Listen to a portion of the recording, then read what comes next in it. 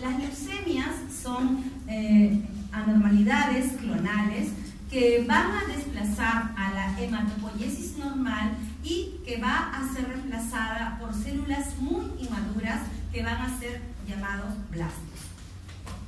Bueno, perdón por no haberme presentado. Como ustedes saben, soy la doctora Zumplitá, soy hematóloga, trabajo en el hospital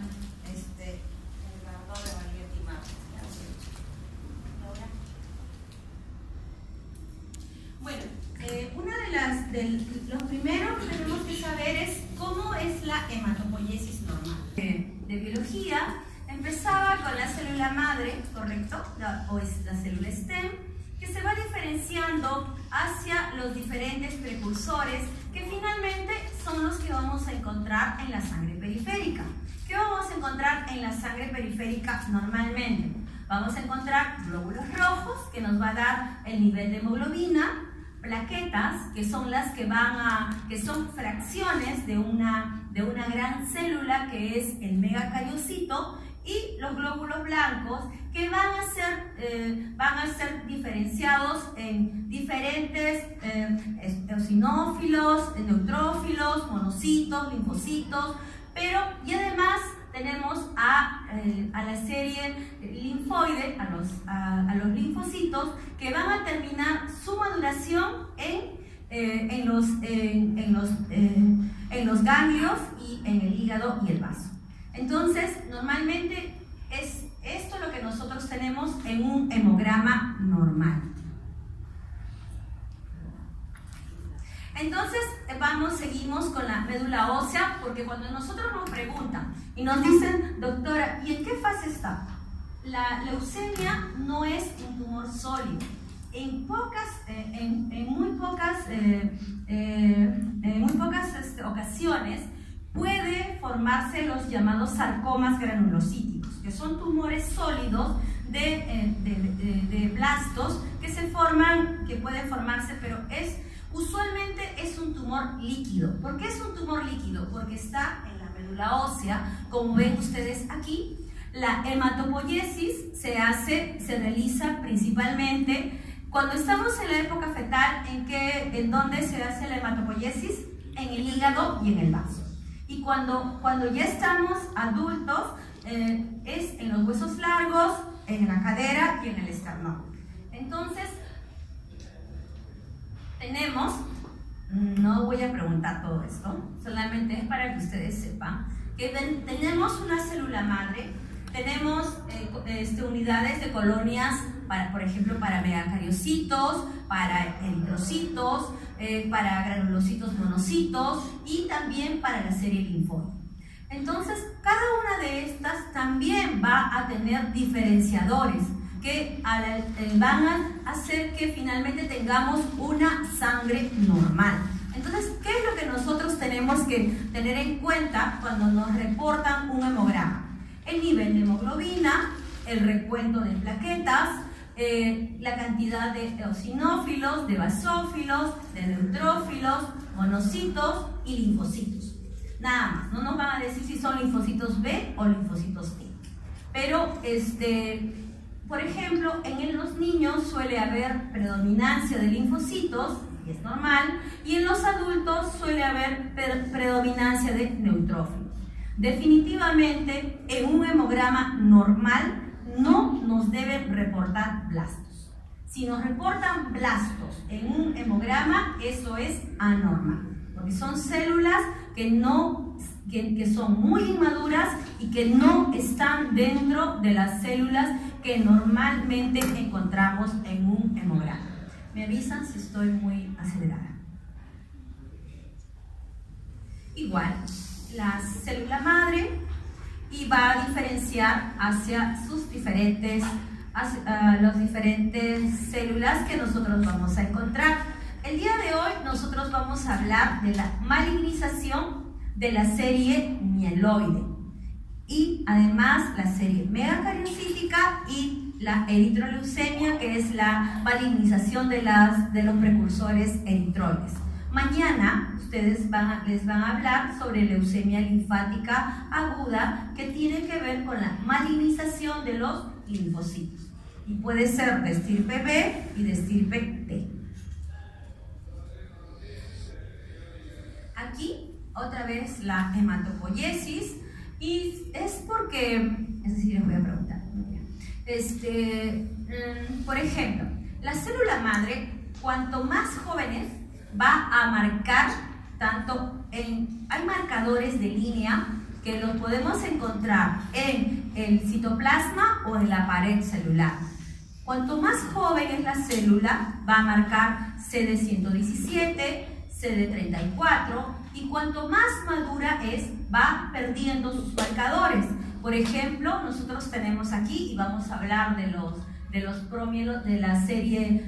la leucemia promielocítica, ya no va a marcar CD34 porque va a hacer malignización de estadios más maduros, más avanzados de la hematopoiesis. ¿Sí me estoy dejando entender? ¿Sí? No estoy hablando en chino mandarín. Bueno, entonces, una médula ósea normal. Una médula ósea normal, ¿qué es lo que tiene? Tiene las células del estroma, que son aquellas que van a dar soporte, van a dar soporte a las células hematopoyéticas. Entonces, ¿qué tenemos en las células hematopoyéticas? ¿Qué encontramos, chicos? Serie eritroide, serie mieloide y serie megacariocítica. Entonces, por ejemplo, aquí tenemos un megacariocito que está lleno de plaquetas, y además, ¿qué es lo que tiene la médula ósea? Tiene grasa y las células del estroma. Y las células del estroma están conformadas por fibroblastos. Eso es lo que va a dar soporte a la célula. Entonces, luego van a entender, no sé si ya les han hecho la clase de aplasia medular, que por ejemplo, en los síndromes de falla medular, lo que vamos a tener es que todas estas células que están acá no van a estar presentes y solo vamos a tener las células del estroma. Es por eso que se llaman síndromes de insuficiencia medular. En este caso, recuerden ustedes la médula ósea normal, y aquí seguimos. Este es, por ejemplo, un precursor eritroide, la coloración que vemos acá. Aquí vemos un megacariocito y las células del estroma. Acá vemos granulocitos, aquí ya vemos polimorfos nucleares que están listos para salir a la sangre periférica.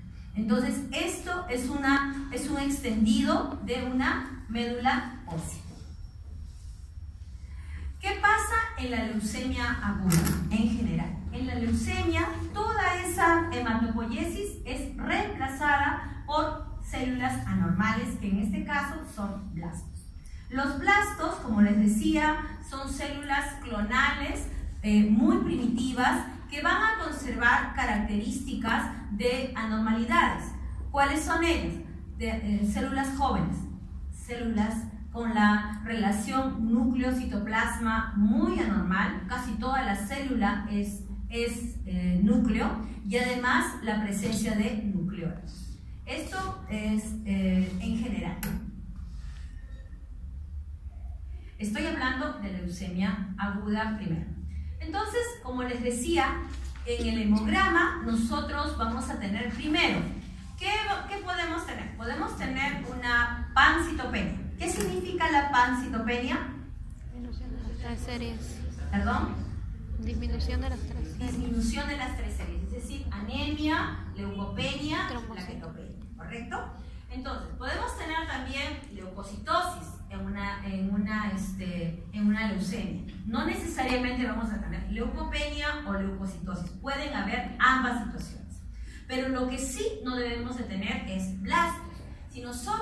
Si en la sangre periférica reportan blastos, vamos a ir hacia el estudio para diferenciar y tipificar el subtipo de la leucemia que tenemos, porque el tratamiento va a ser diferente si es de estirpe linfoide o si es de estirpe mieloide. Lo único que le podríamos decir al paciente cuando recién le diagnosticamos, cuando recién tenemos el extendido, es que tiene una leucemia aguda. Y luego con los estudios de citometría de flujo, que para eso he hablado de los marcadores que hay en el citoplasma y en el núcleo, con los estudios de cariotipo, y en algunos casos la médula ósea también puede ser inaspirable y puede ser necesario hacer biopsia de hueso. Entonces, era lo que me preguntaba. Las leucemias agudas pueden diferenciarse en dos grandes grupos. Tenemos la leucemia linfoblástica aguda, que mañana lo van a ver, y la leucemia mieloide aguda, que va desde la M0, que es la indiferenciada, hasta la M7. Y la leucemia linfática aguda, que al igual que los linfocitos, puede ser de estirpe B o de estirpe T. La más frecuente es la de estirpe B.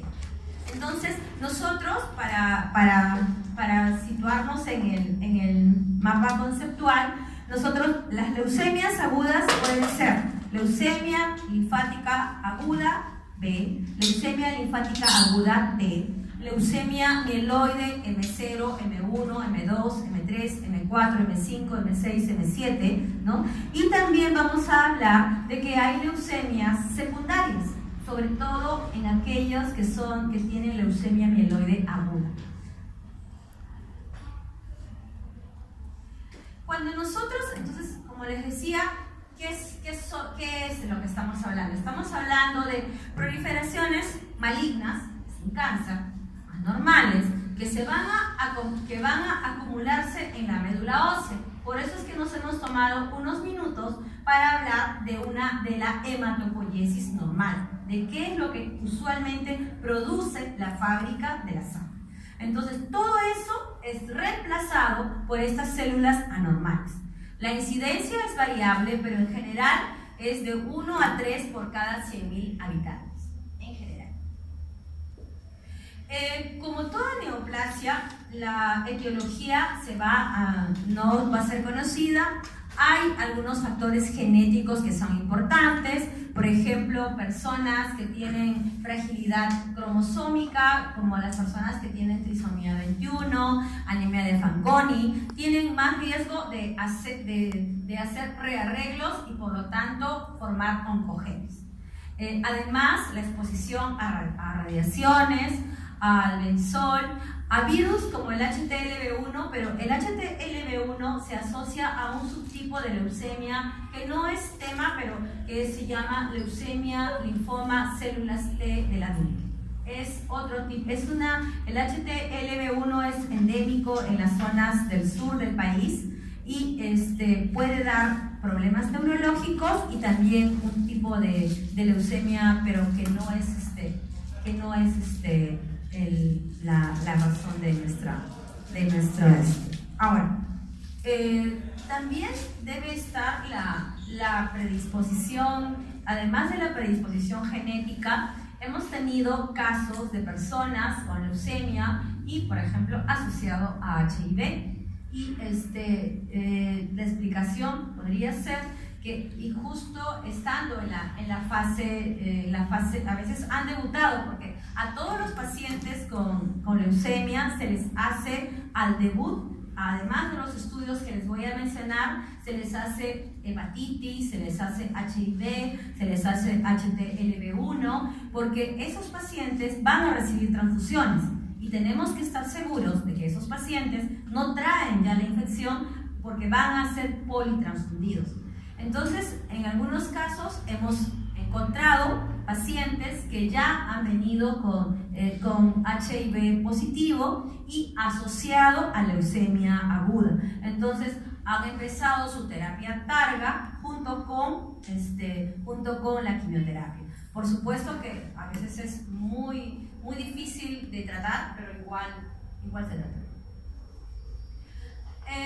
En cuanto a la leucemogénesis, ¿qué va a pasar, no? Como les decía, si ustedes se acuerdan de nuestro querido ciclo celular, habían genes supresores, ¿verdad? Se formaban oncogenes y nosotros teníamos la apoptosis. ¿Qué cosa es la apoptosis? La muerte celular programada. Entonces, ¿qué pasa con estas células? Mutan. son mutaciones adquiridas. Las personas no nacen con estas enfermedades. En algunos casos hay leucemias congénitas, pero es muy poco frecuente. La mayoría son adquiridas. ¿Y qué pasa con estas células? Estas células pierden su capacidad de apoptosis, es decir, se renuevan las veces que quieran, pierden su diferenciación. ¿Y en qué estadio se queda? En el estadio de blasto. Y además no muere, si es que no le damos tratamiento, con proliferación incontrolada. Entonces vamos a tener un daño genético y vamos a tener una variedad de factores que van a contribuir al desarrollo. Pero sin embargo, no todas las personas que están expuestas al mismo oncogen van a desarrollarlo, y por ello probablemente tenga que ver además con factores propios que uno lleva.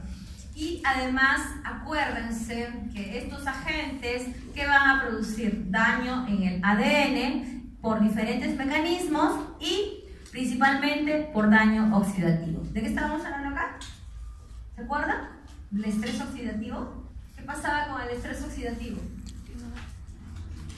¿Qué pasaba? ¿Por qué hablábamos del estrés oxidativo? ¿Qué hacía el estrés oxidativo? Pero aquí estamos hablando, por eso les enseñábamos biología. ¿Qué pasaba con el estrés oxidativo, chicos? Hacía que el envejecimiento, mutaciones, promovía la formación de cáncer, ¿correcto? Y también promovía los mecanismos de inflamación. Si esto recuerdo que ganaron sus maquetas. Y no puedo decir ustedes no, que se supone que son más jóvenes. Bueno, entonces, como en todo cáncer, la etiología es desconocida. Yo no le puedo decir a una persona, la persona dice, ¿y por qué a mí? Y luego viene y me dice, ¿y tengo que saber todos los estudios de toda mi familia? No, porque nosotros no sabemos si es que todos van a aportar ese oncogen. Aunque sí les decía que probablemente alguna vez, en algún tiempo, se va a poder hacer el estudio del ADN y todos vamos a poder saber qué mutaciones tenemos y qué enfermedades podríamos desarrollar con la exposición, y evitar la exposición a esos agentes a fin de que nuestro ADN no sufra estrés oxidativo y por lo tanto no tengamos las mutaciones y no estemos desarrollando alguna enfermedad que no necesariamente puede ser cáncer, puede ser una enfermedad autoinmune, puede ser envejecimiento prematuro, en fin, varias situaciones. Por eso es que hay mayor incidencia en personas que tienen alteraciones cromosómicas. Hemos visto incidencia en miembros de una misma familia, pero esto no va a ser un causa-efecto, ¿no? Pero sí hemos visto personas que, por ejemplo, han sido donantes de médula y después resulta ser que el donante también desarrolló leucemia, ¿no? O aquel que estaba preparado para hacer, que estaba preparándose para... Sí, es un caso que hace muchos años lo tuvimos en el hospital. Un jovencito que debutó con leucemia a los 15 años y su hermano, que vivía en Estados Unidos, su donante, viene de paseo, se va a la selva y su mamá nos llama y nos dice que había llegado a Estados Unidos con 500.000 leucocitos y con pulmón blanco, el donante. Entonces el donante desarrolló una leucemia muy agresiva y falleció a los pocos días. Y el jovencito que estaba ya en planificación para el trasplante recibió la médula de su papá, y eso fue un haploidéntico, porque como les decía, en el haploidéntico no se comparte exactamente los seis antígenos de histocompatibilidad mayor, pero puede ser 5 de 6, 4 de 6 para, de todas maneras, acceder al trasplante. Hay un aumento de riesgo en gemelos y vamos a tener una mayor incidencia en aquellos pacientes que se denominan estados preleucémicos o lo que en la fecha nosotros llamamos los síndromes mielodisplásicos.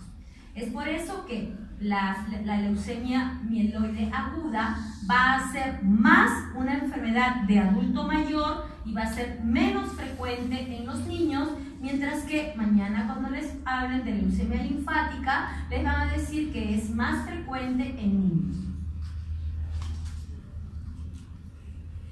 Como les decía otra vez, la exposición a radiaciones ionizantes, algunas personas que son expuestas a radiaciones electromagnéticas, quimioterapias previas, lo que se llama las leucemias secundarias. Por ejemplo, personas que con cáncer de mama han recibido agentes alquilantes. Al recibir la quimioterapia, esa quimioterapia está modulando el ADN no solamente del tumor, sino también el ADN de la persona y puede tener una segunda neoplasia. Y se considera leucemia secundaria si está dentro de los 2 años del diagnóstico. Por ejemplo, ahorita tenemos una paciente que tiene astrocitoma y además ha tenido síndrome mielodisplásico y ha transformado a leucemia aguda.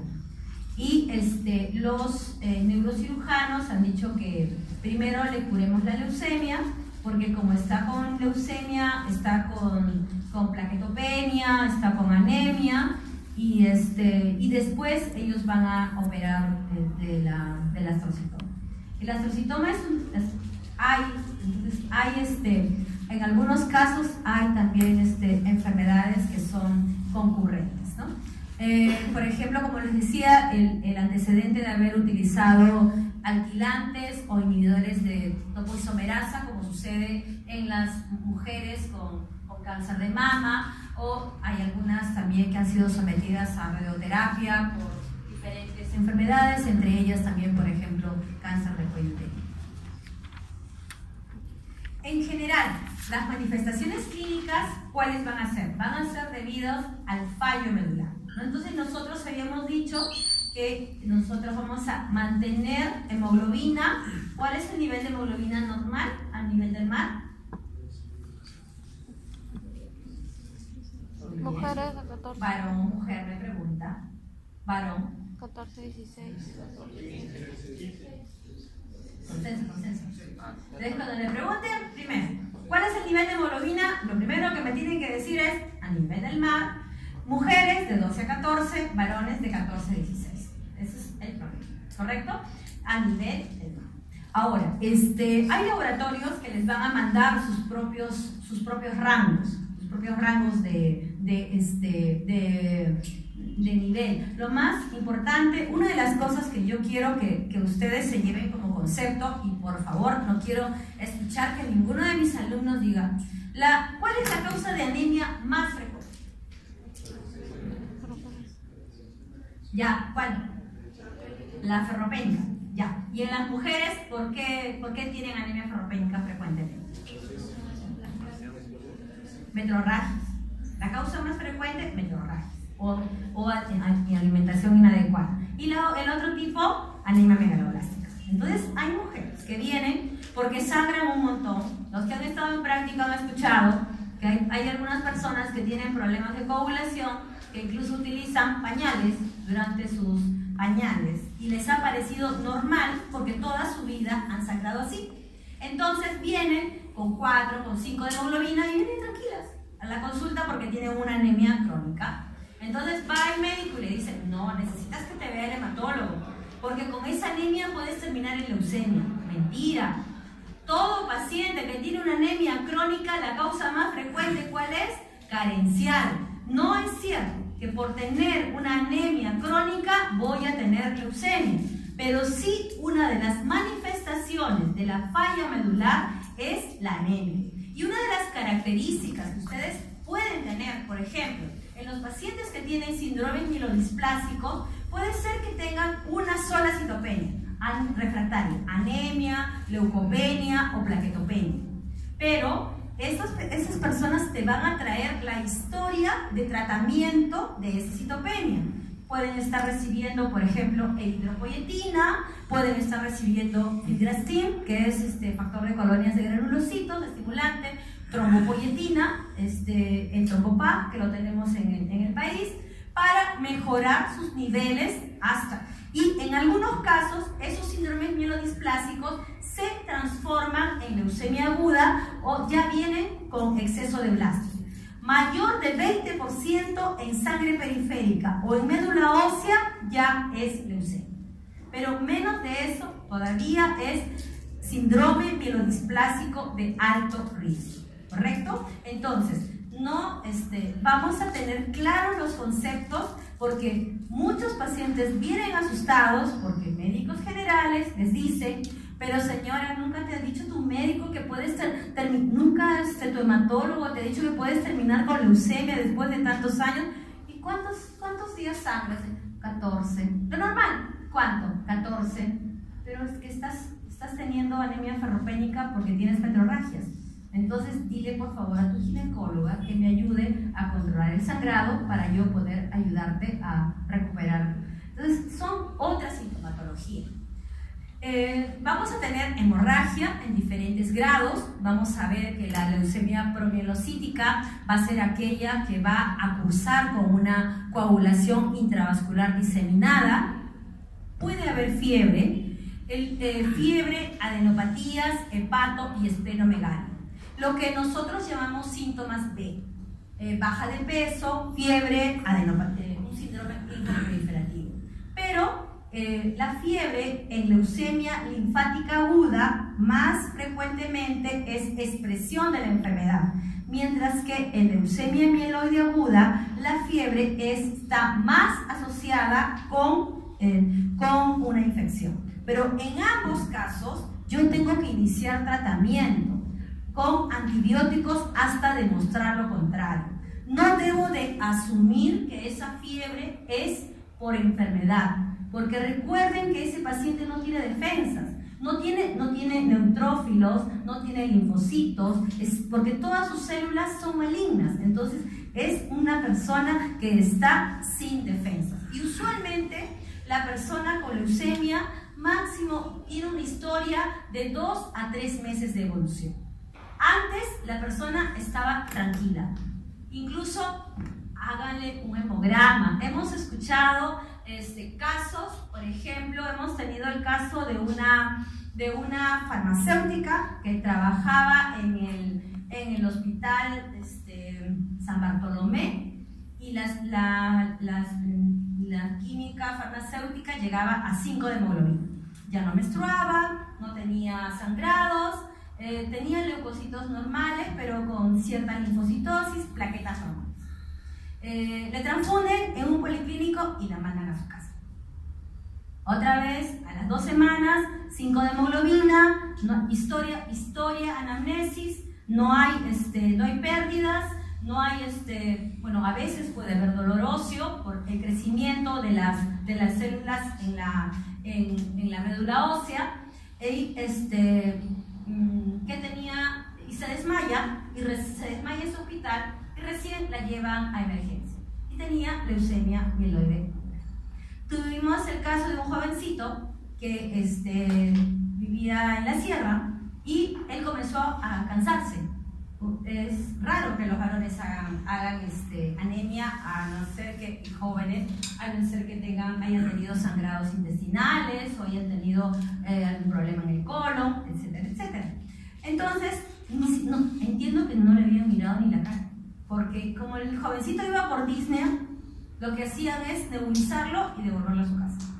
Otra vez, Disney lo nebulizaban y lo devolvían a su casa. Cuando se les ocurrió tomarles el hemograma, estaba con 3 hemoglobinas. Y claro, había estado, y el último control que le habían hecho, creo que había estado con 12.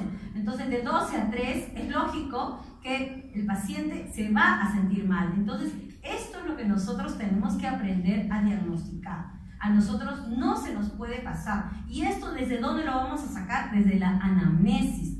¿Desde cuándo se siente mal usted? ¿Y qué molestias tiene? ¿Y cuándo fue el último hemograma que se hizo? Y no pasar por alto, por ejemplo, moretones con facilidad, no pasar por alto fiebre, no pasar por alto el síndrome conjuntivo. Podemos pecar en exceso, pero no se nos puede pasar, no podemos estar nebulizando y ni siquiera haberle hecho un hemograma. Y recuerden, no le hagan hemoglobina hematocrito, hagan un hemograma, pidan un hemograma completo. Es decir, recuento de hemoglobina, de glóbulos blancos y de plaquetas, porque se nos pueden pasar diagnósticos si nosotros no hacemos, además de los exámenes, no hacemos un buen examen físico. Vamos a presentar rápido nomás, porque mañana les van a hablar sobre leucemia linfática. Ahora vamos a hablar sobre las leucemias mieloides, pero recordando que la leucemia mieloide aguda usualmente es una enfermedad de adulto mayor. La anemia, que se va a expresar en diferentes niveles, las petequias, que van a ser la manifestación de la falla medular por plaquetopenia, usualmente cuando el paciente tiene menos de 20.000 plaquetas. En el laboratorio podemos tener leucocitosis o leucopenia, anemia, trombocitopenia, anormalidades de la coagulación, sobre todo en las formas M3 y M4, principalmente en la M3, que es la leucemia promielocítica. En el mielograma vamos a encontrar blastos en la médula ósea y otros hallazgos que podemos tener, por ejemplo, el incremento de ácido úrico, de DHL, como manifestación del recambio rápido de estas células muy inmaduras que les he mostrado, que son los blastos. Puede haber también anormalidades en la creatinina, sobre todo en aquellos pacientes que tienen alta carga tumoral, es decir, aquellos que traen más de 100.000 leucocitos al diagnóstico. También para nosotros va a ser importante la citogenética, la citometría de flujo y ahora que estamos haciendo además el panel molecular. En general, ¿qué vamos a hacer con un paciente que viene a nosotros y estamos haciendo el internado y resulta ser que me reportan blastos en la sangre? Tengo que hidratarlo porque recuerden que esas células jóvenes se rompen con facilidad y si tiene una alta carga tumoral hay un riesgo de desarrollar lisis tumoral. Vamos a alcalinizar. ¿Qué significa eso? Colocarle bicarbonato en la vía. El soporte transfusional de acuerdo a lo que necesite el paciente, según el nivel de hemoglobina, según el nivel de plaquetas y también el perfil de coagulación. Tiene que ser necesario para que nosotros vamos a tratar al paciente. Antibióticos. Los antibióticos, siempre y cuando mi paciente tenga fiebre, y los cuidados de inmunosuprimido. ¿Por qué los cuidados de inmunosuprimido? Porque el paciente, como les había dicho, no tiene polimorfos nucleares, toda la fábrica la médula ósea está llena de blastos. Entonces, ¿cuáles son los cuidados de inmunosuprimido que tenemos que usar? ¿Qué es lo que usamos regularmente en la práctica? Cuando entramos a ver a los pacientes con leucemia. A ver, ¿qué hacen? Lo primero que tenemos que hacer antes ¿qué tenemos que hacer primero? El lavado de manos. Recuerden, primero es el lavado de manos. Segundo, ¿qué tenemos que hacer? El uso de la mascarilla, el uso de, si es que es necesario. Además, ustedes han visto a las enfermeras que están más tiempo con el paciente, se ponen el gorro, se ponen el mandil descartable para que puedan atender al paciente. Inclusive cuando el paciente está con alguna infección, tiene un equipo exclusivo para ese paciente para no poderle transmitir a los otros pacientes el mismo germen. Otra que nosotros hacemos todo cocido para evitar que el paciente se infecte con algún alimento crudo. No ingresan tampoco flores, nada que pueda contaminar. Y por favor, siempre le decimos a los pacientes, ¿no? Si sus familiares los quieren y están resfriados, que no, porque un resfrío en ellos podría terminar en una neumonía que podría ser fatal. Y otra cosa es evitar en lo posible que vaya mucha gente, porque no sabemos si estamos incubando algún germen. Entonces le decimos, si tienes muchos amigos, que vayan y que donen sangre para ti en banco de sangre, porque es muy difícil encontrar donantes de sangre y de plaquetas. No va a ser nada, no se preocupen. Bueno, entonces ya habíamos hablado que son proliferaciones anormales y, como les había dicho, la frecuencia de la leucemia mieloide aguda aumenta con la edad. El 80% de las leucemias agudas tienen un promedio de edad de 64 años. Esto lo digo siempre, a medida que va aumentando la edad de mi jefe, él va diciendo, no, ese paciente está joven, todavía va, ¿no? Entonces, estamos dando quimioterapias hasta los 65 años, por ejemplo, ¿no?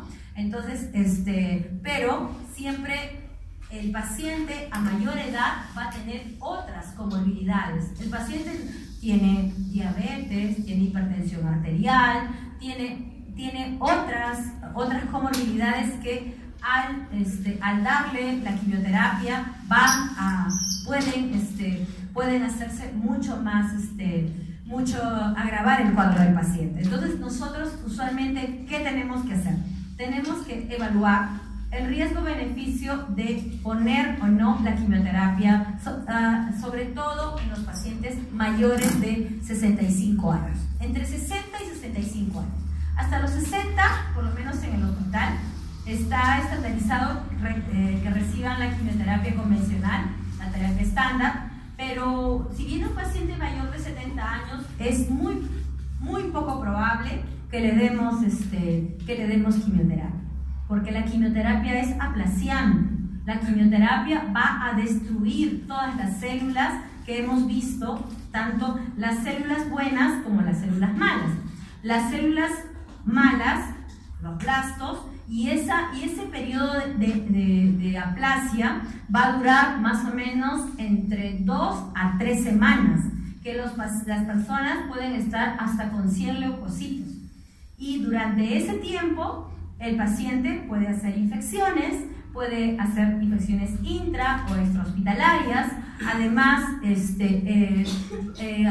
tenerla durante todo ese periodo. Recordemos que la quimioterapia llega a todas las células que están en rápida replicación, y es por eso que se van a colorear las uñas de los pacientes, se les va a caer el cabello y vamos a tener además, por ejemplo, mucositis, ¿no? Inflamación en la mucosa, y puede ser que haya diarreas, puede ser que haya incluso una dificultad muy grande para pasar alimentos, y eso a su vez, como esa mucosa se va a esfacelar, eso va a ser un foco infeccioso para el paciente.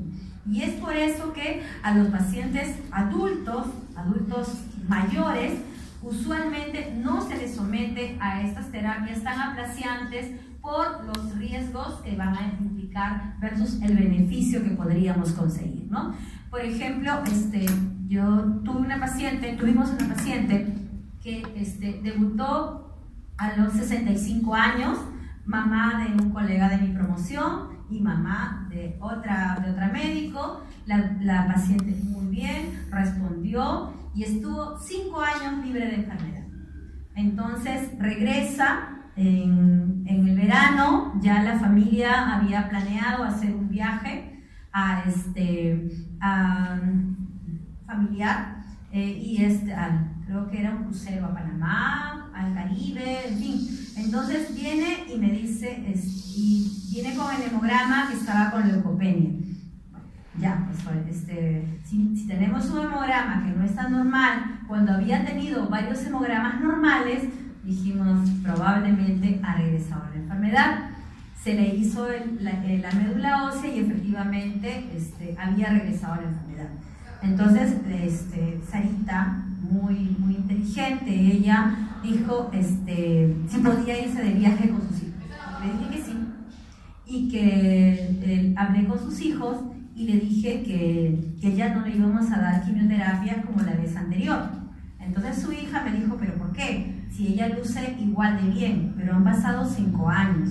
La quimioterapia también es cardiotóxica, sobre todo los antracíclicos que utilizamos en leucemia, en ambas leucemias.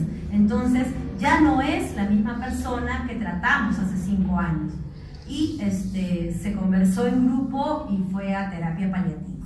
¿Qué significa terapia paliativa? Es una forma en la que yo voy a tratar principalmente de darle calidad de vida a la persona.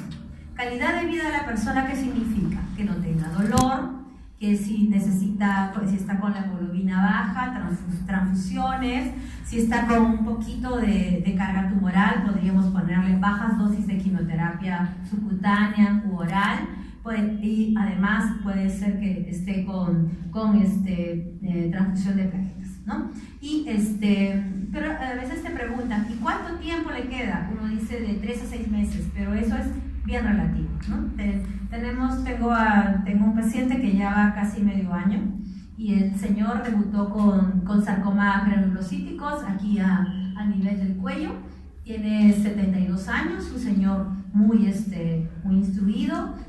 Solamente se le dio un poquito de quimioterapia subcutánea y con eso desaparecieron los tumores en el cuello. Y se le pone un poquito de factor estimulante de colonia para mantenerlo con una buena cuenta de leucocitos. De vez en cuando necesita transfusiones. El señor viene de buen ánimo, no tiene dolor. Entonces, nada, lo que se hace es monitorizarlo cada 2, cada 3 semanas, ver cómo está su hemograma y si es necesario transfundirlo y si no, solo observar. Entonces, la terapia en esos casos, en adultos mayores, es individualizada.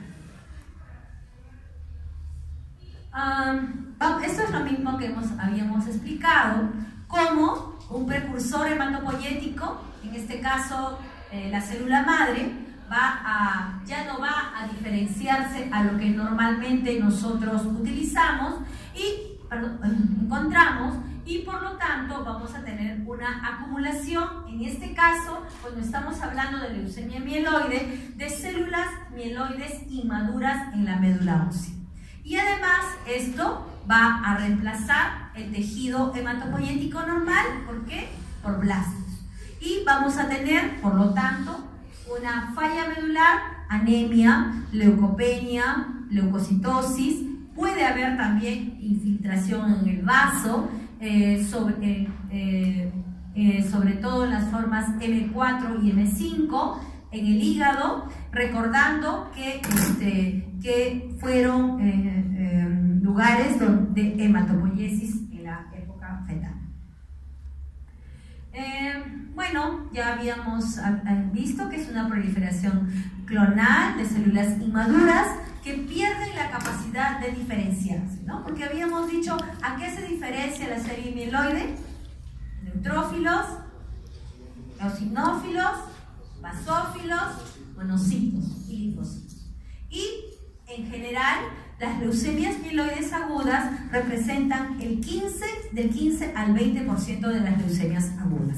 Pero habíamos dicho que es casi el 80% de las leucemias del adulto. El diagnóstico, como les había dicho, sospecha, anamnesis, exploración y hemograma. Y la confirmación, para hacer, como le decimos a los pacientes, les ponemos nombre y apellido, ¿no? Mirar el mielograma, la citometría de flujo y la citogenética. Entonces, ¿qué hacemos en el diagnóstico? La clínica. La historia clínica es fundamental. La historia clínica nos va a decir lo que le vamos a preguntar al paciente. ¿Cuándo fue la última vez que usted se hizo un hemograma y se sentía bien? La otra es ver el hemograma. Si en el hemograma me reportan blastos, tengo que hacer un estudio de médula ósea. Y en ese estudio de médula ósea debo incluir la citogenética normal, el cariotipo, porque, por ejemplo, como les expliqué más temprano, tenemos la leucemia mieloide crónica que se sale de este grupo, que tiene 3 fases: la fase crónica, la fase acelerada y la fase blástica. La fase blástica de la leucemia mieloide crónica puede ser mieloide o puede ser linfática. El problema es que es Filadelfia positivo. Y al ser Filadelfia positivo, el Filadelfia se puede encontrar en cariotipo convencional o también en biología molecular, es el rearreglo BCR-ABL. La citometría de flujo es el inmunofenotipo, que nos va a decir si ese grupo de células que se ve en el laboratorio son normales o no, y qué es lo que marcan, y nos van a ayudar a diferenciar si son de subtipo, cuál es el subtipo del que estamos hablando. Como les decía, las manifestaciones clínicas, usualmente anemia por falla medular, fiebre, hemorragia, infiltración extramedular, podemos tener sobre todo en los tipos M4 y M5, y manifestaciones asociadas a la hiperleucocitosis. Mencioné que usualmente mayor de 100.000 leucocitos. ¿Por qué? Porque hay mayor riesgo de lisis tumoral, leucostasis, hiperuricemia y falla renal. Hemos tenido pacientes que han llegado a falla renal y han tenido además que ser sometidos a diálisis temporal hasta recuperar la función renal. Y algunos que no la han recuperado. ¿Cuándo se va a hacer visible la enfermedad? Cuando hay un promedio de 10 a las 10 células leucémicas. Entonces, mi paciente va a venir con anemia, va a venir con neutropenia, que lo va a predisponer a infecciones. Y recuerden que la mayoría de los pacientes con leucemia mieloide aguda vienen con fiebre asociada a infección. Plaquetopenia, trombocitopenia, usualmente menos de 20.000, que puede ser más frecuente la púrpura, gingivorragia, epístasis, pero también pueden presentarse hemorragia digestiva alta, hemoptisis, hematuria. Es muy importante que ustedes tengan en cuenta estos pacientes, porque hace medio año fuimos a ver una paciente que estaba con hemorragia digestiva y le habían hecho solo el hematocrito. Tenía 6 de hemoglobina y pedimos hemograma y no le habían hecho el hemograma.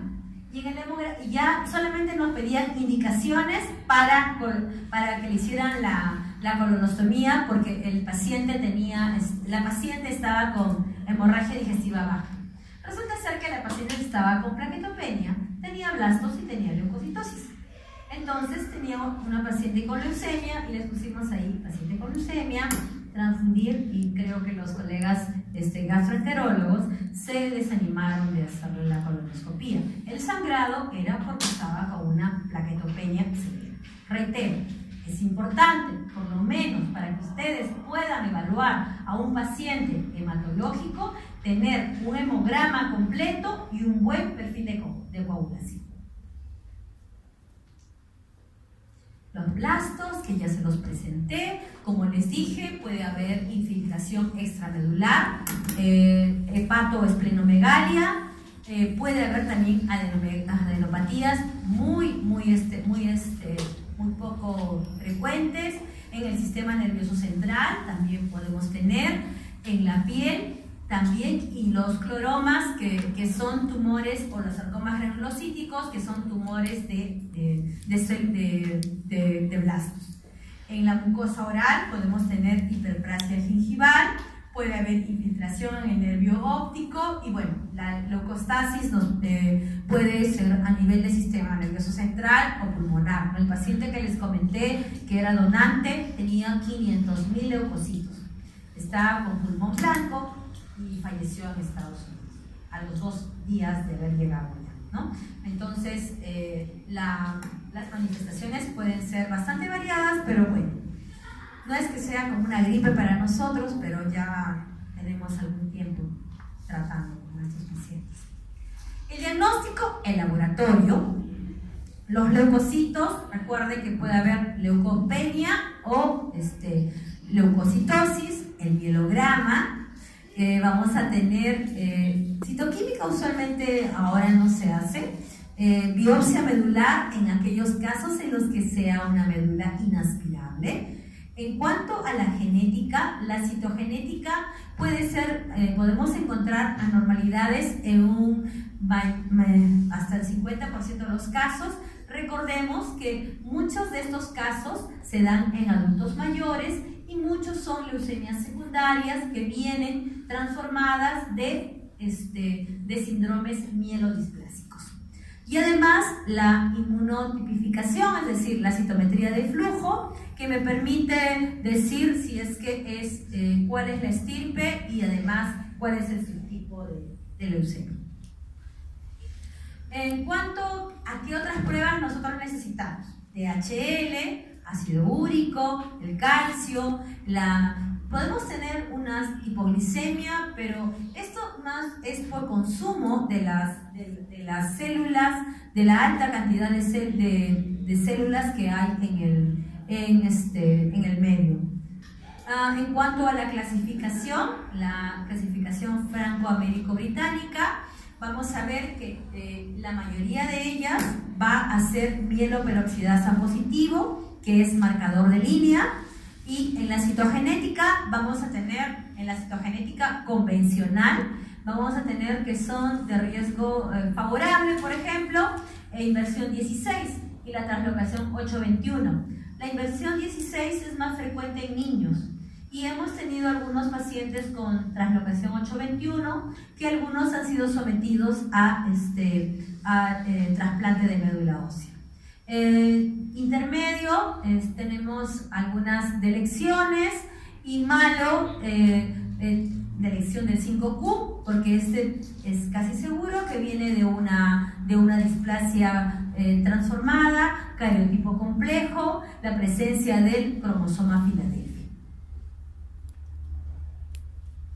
En cuanto a los subtipos y la frecuencia, vamos a hablar un poquito más ahora de la leucemia promielocítica, pero como les decía, la clasificación franco-américo-británica va desde la M0, que es no diferenciada, y por eso es que es tan importante completar con la citometría de flujo, porque no tiene gránulos y podría confundirse con una leucemia linfática. También tenemos la M1, que es sin maduración, la M2, en la que ya tenemos un poquito de maduración, la leucemia promielocítica, que es la llamada M3, que ya vamos teniendo granulación, la M4, la mielomonocítica, la M5, la monocítica, y habíamos hablado que la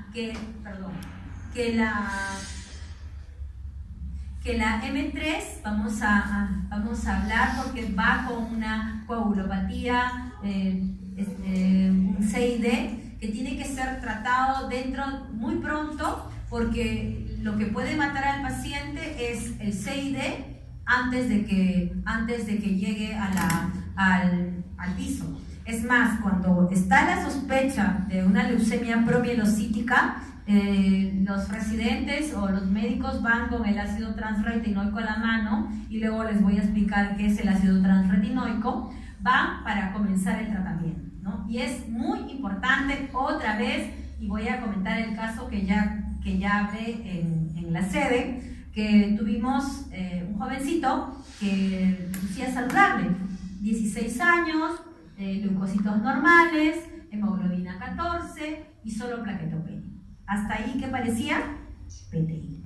Le habían comenzado prednisona. pero además a alguien se le había ocurrido pedirle perfil de coagulación y tenía hipofilinogenemia. Entonces, este paciente no tenía por qué tener hipofilinogenemia y dímero D positivo. Entonces, el paciente estaba haciendo un CID y ya le estaban dando de alta como un PTI y lo estaban mandando a su casa. Entonces, como nos relevamos con nuestra colega, le digo, por favor, hazle una lámina periférica. Y no era un PTI, era una leucemia promielocítica. Entonces, en este caso, sí nos fue útil tener el hemograma y el perfil de coagulación. Les había dicho que las formas M4 y M5 pueden infiltrar hígado, vaso, son aquellas que pueden venir con hiperplasia gingival. La malignización de los precursores eritroides es la leucemia M6, que es la eritroblástica, y la malignización de los precursores de las plaquetas, de los megacariocitos, es la leucemia megacariblástica. Y hasta ahí tenemos los subtipos desde M0 hasta M7. Aquí van los subtipos, no les voy a preguntar porcentajes, es solamente para que tengan el concepto. Y hay una clasificación que se hace por citometría de flujo, de la leucemia bifenotípica. La leucemia bifenotípica es aquella que marca, tanto en la citometría de flujo, tiene marcadores de serie linfoide y de serie mieloide. ¿Y qué hacemos en esos casos? Primero le damos tratamiento como leucemia linfática aguda y luego le damos la quimioterapia como leucemia mieloide aguda. La M0, sin diferenciación. La eritroleucemia, les dije que esto es un hito. Esto es la malignización de los precursores eritroides. La M7, que es la malignización de los precursores megacariocitos. Entonces, ¿cómo se llaman estos? Megacarioblastos. Y los otros son eritroblastos. Los cuerpos de Auer los vamos a ver usualmente a partir del subtipo M2, porque vamos a tener diferenciación ya vamos a empezar a tener diferenciación de esta célula, es decir, que la malignización de esta enfermedad se ha dado en etapas más avanzadas de ese proceso de diferenciación que les mencioné de la hematopoiesis. La M2, que decíamos que ya había maduración. La M0, vemos acá que no hay gránulos. La M1, sin diferenciación. ¿Y qué es esto? Un cuerpo de Auer. La M4, que es la mielomonocítica, que puede infiltrar vaso, hígado, puede hacer infiltración extramedular. Las formas M5, que también igual, todos tienen las características de células inmaduras. ¿Qué habíamos dicho? ¿Por qué son células inmaduras?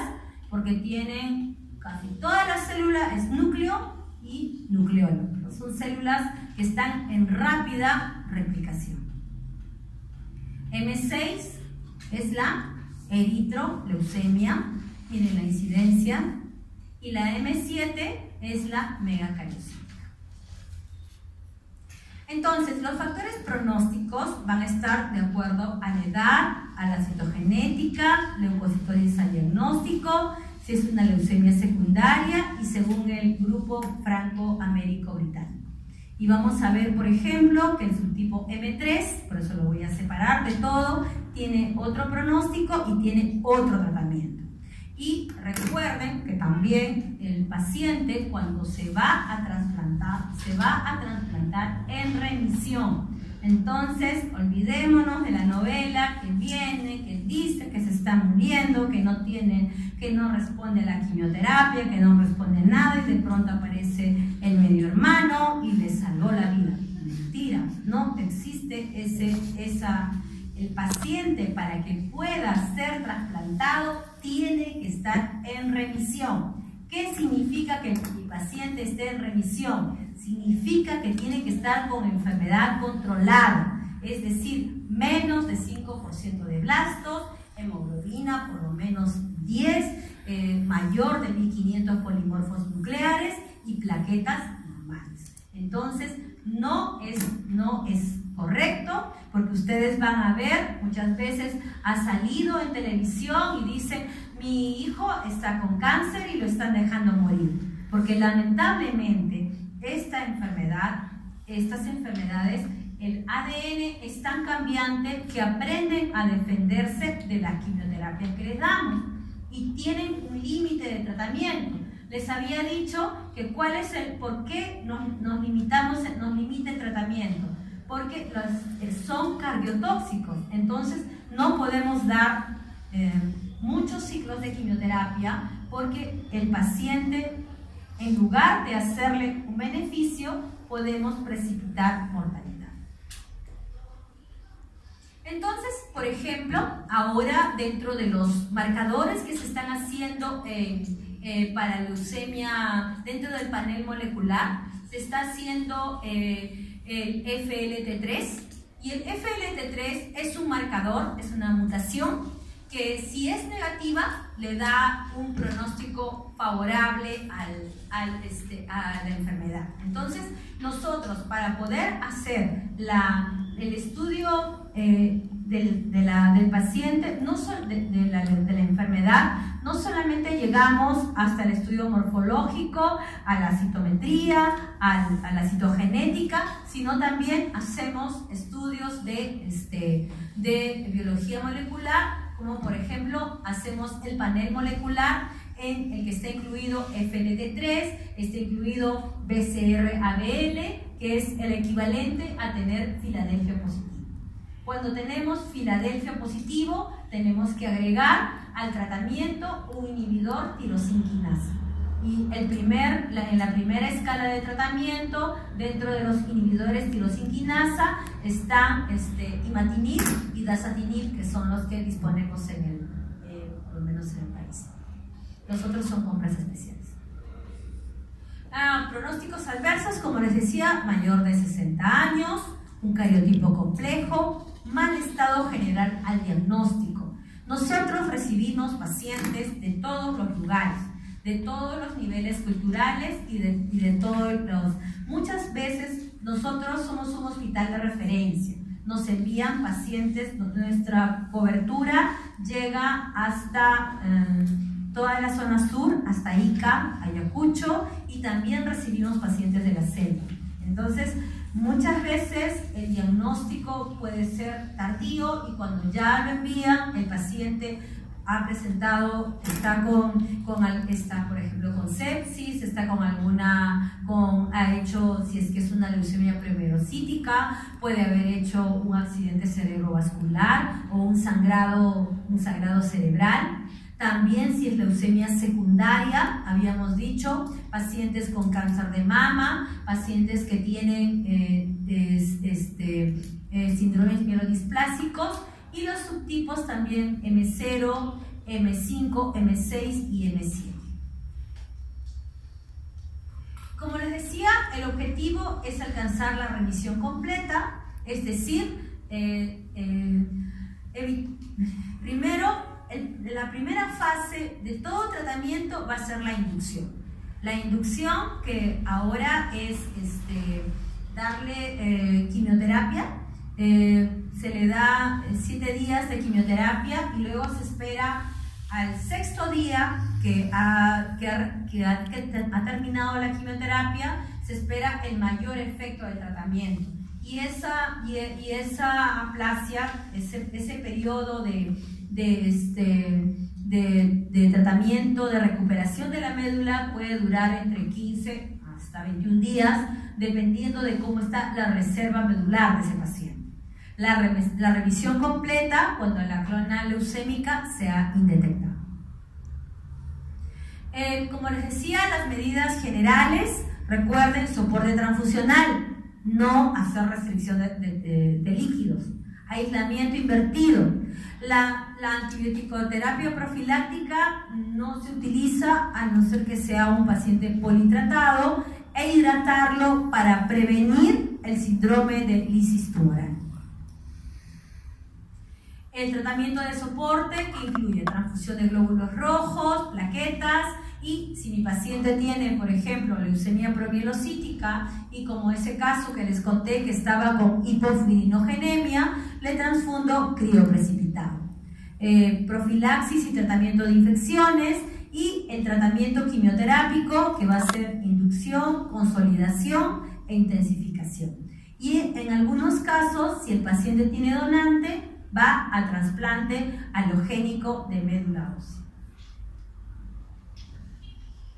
En cuanto al tratamiento quimioterápico, es evitar la recaída. Damos quimioterapia a altas dosis con la intención de erradicar toda esa clona que está en la médula ósea. El trasplante de médula ósea sigue siendo terapia de elección en aquellos pacientes que tienen una citogenética normal o desfavorable. Ahora estamos incluso llegando hasta los 55 años. Como les decía, a medida que avanza mi jefe en edad, va aumentando la edad del trasplante. Y el trasplante alogénico, y aquí me falta poner el haploidéntico, que también es una forma de trasplante alogénico.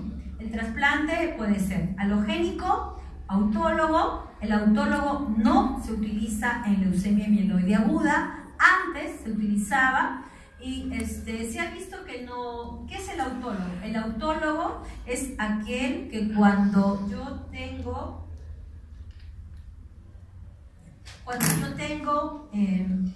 se supone que estoy en remisión, me hacen colecta de células, lo guardan y luego quimioterapia a altas dosis o radiación, y infunden sus propias células. El trasplante autólogo a la fecha se está haciendo, se hace en el hospital para mieloma múltiple, para linfomas. Antes se proponía, la escuela española proponía hacer trasplante autólogo, pero se ha visto que no hay beneficios. En cuanto al halogénico, el halogénico puede ser relacionado y no relacionado. Relacionado, un hermano de papá y mamá que sea full compatible, 6/6, histocompatibilidad mayor. No relacionado, no tiene donante, se busca a nivel internacional y se ve si a nivel internacional hay algún donante que pueda ser compatible. Creo que algunos de ustedes han estado rotando cuando el 14 de junio se celebró el Día Mundial del Donante y donaron sangre, y también estuvieron haciendo la promoción de que ya se va a tener banco de médula a nivel nacional. Porque nuestra genética, nuestras células, nuestra idiosincrasia es propia. Entonces, lo ideal es tener un banco de células para un trasplante no emparentado, para poder donar también en algún momento médula ósea a alguna persona. Haploidéntico es de papá, usualmente es papá. Mamá, en algunos casos, ¿por qué? Porque las mamás, a veces tenemos varios hijos, a veces, solo uno. A veces, entonces, cada vez que nosotras tenemos a mayor cantidad de hijos, a mayor paridad, hay mayor formación de antígenos y mayor probabilidad de hacer autoanticuerpos. Recuerden ustedes que en el trasplante de médula ósea, lo que hace es la enfermedad injerto versus huésped. ¿Qué pasa ahí? Las células inmunocompetentes trasplantadas atacan a las células del receptor. Por eso es que, por ejemplo, si encontramos que tienen 5 hermanos, y de los 5 hermanos hay un varón y 2 mujeres que son donantes, de preferencia vamos a escoger al varón, y de las mujeres, la que tenga menos hijos, y de preferencia, si no ha tenido hijos, mejor. En cuanto a los donantes de médula ósea pediátricos, también se hace. Lo que ahora es por la celeridad con la que se tiene que actuar, porque si no la enfermedad recae pronto. Una vez que se ha alcanzado la remisión, con permiso del juzgado, del juez, el padre con una carta notarial autoriza, ¿no? Y otra cosa que también debemos de tener en cuenta es que debe de haber un banco de células de cordón umbilical. La moda que hay ahora de guardar el cordón umbilical en realidad no es útil porque no nos va a servir. Primero, porque esas células de cordón umbilical solo viven 19 años. Y si yo lo voy a necesitar, sería como un trasplante autólogo. Entonces, si yo estoy diciendo que no me sirve el trasplante autólogo, y si de repente lo necesito cuando tengo 15, 16 años, mi peso ya no va a ser, y la cantidad de células que va a haber en ese cordón ya no va a ser suficiente. Entonces, lo que sí debería de haber es un banco nacional de células de cordón, porque también se pueden encontrar células madre en el cordón umbilical. Damos 7×3, que es 7 días de araminócido de citosina y 3 días de antracíclico. En FAB-M3 damos atra más antracíclico. En el síndrome, hay prevenir el síndrome de crisis tumoral, anomalías metabólicas, hay que tener cuidado. Hiperuricemia, damos allopurinol. Hipercalemia, hidratar bien a nuestro paciente. Hipocalcemia, el DH elevado, hay que tener cuidado. Ese paciente puede hacer síndrome de crisis tumoral. La leucemia promielocítica tiene, si les voy a dar unos minutos es porque seguramente va a venir alguna pregunta de acá, ¿no? La leucemia promielocítica es la subtipo FAB-M3. Es una leucemia con diferenciación. ¿Qué quiere decir? Que las células han avanzado hasta la fase de promielocito. Pero es una emergencia hematológica porque va a cursar con una coagulopatía de consumo que puede ser mortal. Y dentro del grupo FAB ha sido clasificado como el subtipo M3. Es el 10 a 15% de todas las leucemias promielocíticas, y en general, si nosotros sospechamos de una leucemia promielocítica, hasta la confirmación les damos ácido transretinoico. Va a estar asociado a una translocación de 2 cromosomas, el 15-17, y que a nivel molecular vamos a tener la fusión de 2 oncogenes, el PML-Ra. Está asociada a una coagulopatía de consumo que pueden ser hemorrágicas y que puede ser la causa de fallecimiento en un 67% de casos.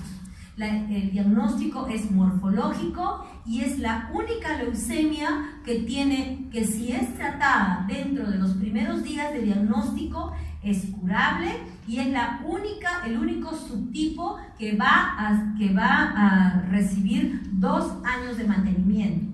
Las otras leucemias no. Las otras leucemias les dije que era inducción, consolidación y intensificación, o además podrían recibir, si son Filadelfia positivo, un inhibidor tirosina o si tienen un donante, trasplante de médula ósea. Las variantes hipergranular y microgranular en la citometría de flujo, recuerden, ya no tiene CD34 porque ya ha madurado más allá de la célula madre. ¿Se acuerdan que comencé esta charla hablando de que la célula madre, la célula stem, marca CD34 y HLA-DR? Sí va a marcar CD33 positivo, que es marcador de serie mieloma. Aquí tenemos a la leucemia promielocítica. Miren la cantidad de gránulos que hay acá. Igual. La presentación clínica, como les decía, puede ser compleja. Ya les mencioné el caso de ese jovencito que parecía un PTI y al final vimos que tenía bilinógeno bajo y dímero D positivo y le dijimos no, suspende la prednisona y quédate porque tienes leucemia. La vez pasada estuvimos en la emergencia con un jovencito que de 23 años y que había ido por epístasis a la emergencia. Una anemia moderada, pero una epístasis que había sido tan importante que le había llevado inclusive a taponamiento nasal. Entonces vimos, olimos, dijimos, esto es problema. Vamos a hacerle. Desde que se volteó, empezó a sangrar por la nariz. Por favor, cama urgente porque tenemos un paciente con promielocítica en la emergencia, ¿no? Entonces, el problema y además en el hemograma nos reportaban promielocitos 5%, ¿no? Pero además lo que más nos llamaba la atención es la diátesis hemorrágica y que nos reportaban blastos en la médula ósea, perdón, en la sangre periférica. El diagnóstico es morfológico, pero sin embargo yo no debo esperar que me salga la citogenética 15-17 para comenzar. Tengo que comenzar, como les decía, con este paciente que les he comentado, cuanto antes con el ácido transretinoico, el ATRA. En cuanto a la biología molecular, se busca la fusión PML-RAR, que se determina por PCR, que también se hace en el hospital. ¿Para qué? Se hace tanto para diagnóstico como para seguimiento, para ver si efectivamente el paciente al año ha conseguido remisión molecular y este paciente luego pasa a la fase de mantenimiento. Recuerden que el subtipo FAP-M3 es el único subtipo de leucemia mieloide aguda que tiene 2 años de terapia de mantenimiento. Estoy hablando de leucemia mieloide aguda. Aquí está, por biología convencional, la translocación 15-17 y la fusión PML-RAR por biología molecular. El tratamiento, lo más precoz posible, plaquetas, plasma fresco congelado, crioprecipitado. ¿Qué vamos a darle de tratamiento? Ácido transretinoico y antracíclico, consolidación y mantenimiento. Entonces, la M3 es la única que tiene 2 años de mantenimiento y es la potencialmente curable y la que muy pocas veces va a necesitar trasplante de médula ósea. Si es que hay recaída, tenemos la posibilidad de usar trióxido de arsénico, que todavía no está en el país, pero está indicado en caso de recaída, que es en muy pocos casos que sucede esta patología. Brevemente les voy a contar, ¿no? Hace algún tiempo, el año pasado, a la mayoría de nuestros pacientes con leucemia nos decían, no, leucemia no pasa a cuidados intensivos, se va a morir.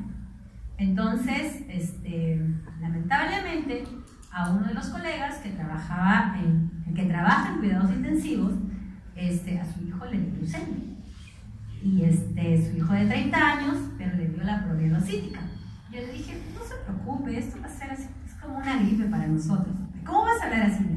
Pero es promielocítica, doctor, no se preocupe. Y nos decían, ¿y no le van a cambiar el catéter? Porque nosotros en la UCI le cambiamos cada 3 días. No, doctor, nosotros le ponemos un mes y durante ese mes se le cubre el catéter.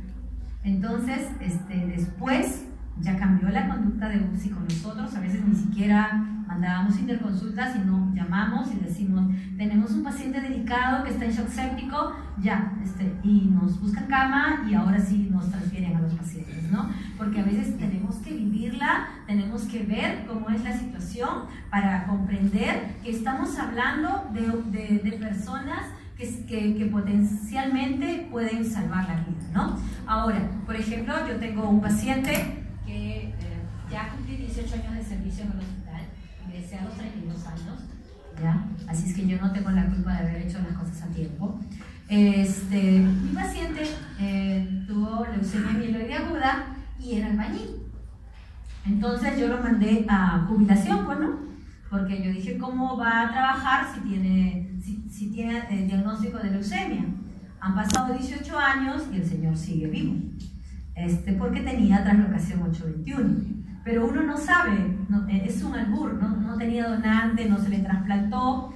A los 11 años más o menos de supervivencia, lo llamaron de la ONP porque pensaban que estaban suplantándolo y que ya estaba muerto, ¿no? Entonces fue y no, pues estaba vivo, ¿no?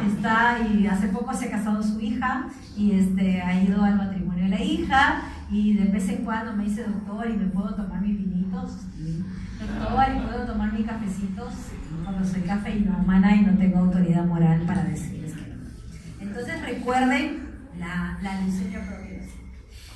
Para nosotros también es una área compleja.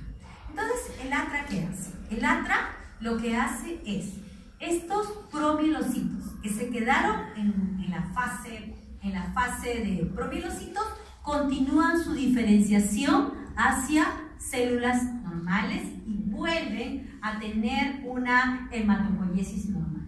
La inducción demora 3 meses, pero ellos solamente están hospitalizados aproximadamente de 3 a 4 semanas, que es cuando empiezan a recuperar su hemograma, ¿no? Pero esto, recuerden, es por eso que es fundamental que ellos comiencen a recibir el ATRA. Si luego nos viene negativo el BCR-ABL o nos viene negativo